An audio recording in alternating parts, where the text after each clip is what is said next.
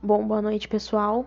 Meu nome é Ana, sou estudante do Instituto Federal de São Paulo, campus Itapetininga.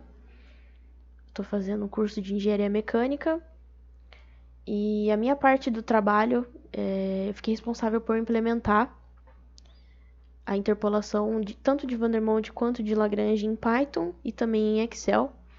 Eu vou começar aqui pelo método de Vandermonde no Python, tá?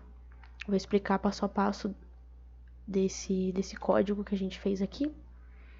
Primeiramente, eu importei a biblioteca NumPy, né, que é a biblioteca de operações matriciais. Depois a gente definiu uma função chamada Vandermonde Interpolation, que ele recebeu 3 argumentos, tá? X, Y, que são os valores que a gente vai ter, ou vai estar tabelado, ou a gente vai retirar dos gráficos, enfim. E esse X interp aqui, ele é o valor de X que a gente quer estimar. A gente vai calcular a matriz de Vandermonde A utilizando essa função aqui. A matriz A ela vai ser construída a partir dos valores de x e ela tem os seus elementos organizados em ordem crescente de potências. Isso é, x elevado a 0, x elevado a 1, assim por diante. E aí a gente vai usar essa função aqui para resolver o sistema de equações lineares representado pela matriz A e o valor y. E o vetor y, desculpa.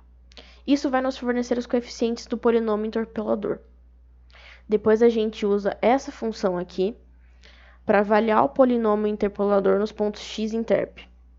Nisso, ele vai inverter as ordens dos coeficientes utilizando essa função, esse comando aqui, para corresponder à ordem esperada do NP desse comando aqui que a gente deu. Nisso, o y-interp vai assumir um valor, ele vai assumir o valor do resultado de toda essa operação aqui. Aí aqui a gente tem a lista de x vai valer 1, 3 e 6, y está correspondendo, 1 corresponde a 10, 3 corresponde a 20, 6 corresponde a 30. E aqui é onde a gente coloca qual ponto de x a gente quer descobrir o valor de y, né? É aqui que a gente vai colocar o valor que a gente quer saber. Aqui é a fórmula, tá? E por fim a gente vai imprimir esse valor aqui, que vai aparecer. Bom, aqui como a gente vê, x igual a 3 já está aqui, né? Não tem por que eu pedir esse ponto. X igual a 3 e y igual a 20. Mas vamos pegar um valor, é para isso que serve a interpolação, né? Vamos pegar um valor que eu não tenho nessa tabela. Vamos pegar 4, por exemplo. Aqui, o y corresponde 24. Eu posso fazer isso também, eu posso fazer um código também para dizer para mim qual o valor de x quando o y assumir determinado valor. Mas eu achei melhor utilizar esse exemplo porque ele é mais sucinto. Bom, aqui a gente tem o código de Lagrange, tá? Que também vai resultar no mesmo polinômio.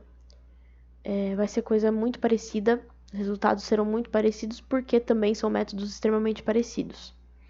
Primeiramente, eu defini uma função ali, chamada Lagrange Interpolation, que também vai receber os 3 argumentos aqui. Também utilizei um comando for para ele realizar loopings, né? A gente vai inicializar a variável como y-interp como 0 e ela vai ser usada para armazenar o valor interpolado de y. Depois eu vou iterar sobre os pontos de dados conhecidos dos valores de x e y, utilizando esses loopings aqui. Dentro do primeiro looping, inicializamos uma variável L como 1, que será usada para calcular os termos do polinômio de Lagrange. Depois, iteramos novamente sobre os pontos de dados conhecidos utilizando o segundo loop, de 0 a n-1. Depois a gente verifica se I é diferente de J. Aqui, I tem que ser diferente de J. Por quê? Porque não podemos ter divisão por zero nesse caso. E caso exista uma divisão por zero, o comando vai realizar essa expressão aqui para mim. Depois a gente vai multiplicar o y pelo termo L e vamos adicionar o valor de y-interp. E o y-interp vai passar a assumir esse valor. Após os loops, retornamos o valor interpolado de interp.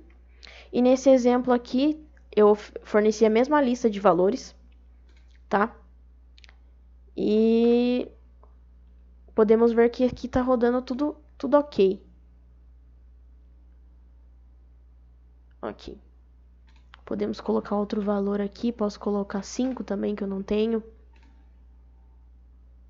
Aí ele vai me dar o valor aqui, correto? 27,33 vai dar uma dízima periódica. Você pode colocar isso daqui no Excel para conferir se dá certo. Também é uma alternativa. E também eu implementei aqui no Excel. Esse método aqui é um método bem direto. Eu retirei esse exemplo do livro, tá? Que a gente usa nas nossas aulas. Tá na página 219. Basicamente, eu só listei aqui os valores que a gente tem. E o que eu fiz? Vou apagar esse gráfico, vou fazer de novo. Basicamente, eu vim aqui. Eu já utilizei direto esse método. Gráfico recomendado. Utilizei um gráfico de dispersão. Ele vai me dar um gráfico com 3 pontos apenas, né? O que a gente pode fazer aqui? Em vez de fazer todo esse passo a passo, eu posso adicionar uma linha de tendência. Porque interpolação nada mais é do que você saber as tendências, né? Do que você tentar adivinhar a tendência. A ordem que temos aqui é 2 mesmo, tá certo? Exibir a equação no gráfico. Essa é a equação que a gente vai ter. A gente teria todo um passo a passo se a gente fosse fazer isso daqui à mão, né? E aqui no livro a gente pode ver que ele deu uma expressão, o polinômio interpolador, 1 menos 7 terços de x mais 2 terços de x ao quadrado. Que é exatamente a mesma coisa que essa expressão aqui. Exatamente a mesma coisa.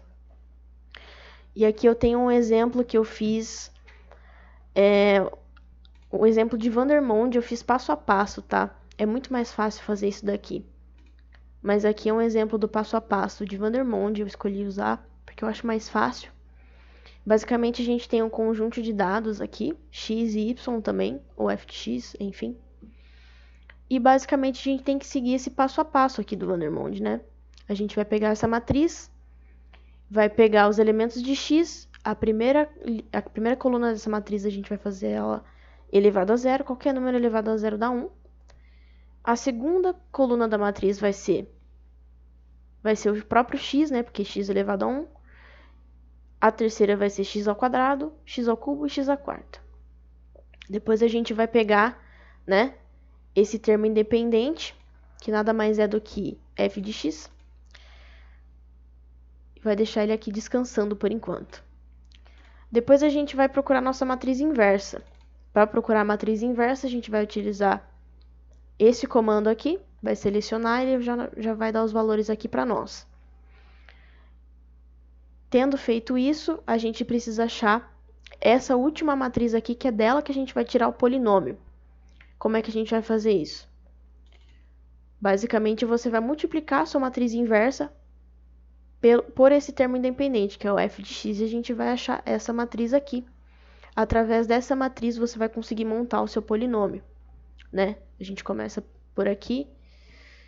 P de x é 0,25 vezes x elevado à quarta, mais 4,5 vezes x elevado ao cubo, assim por diante.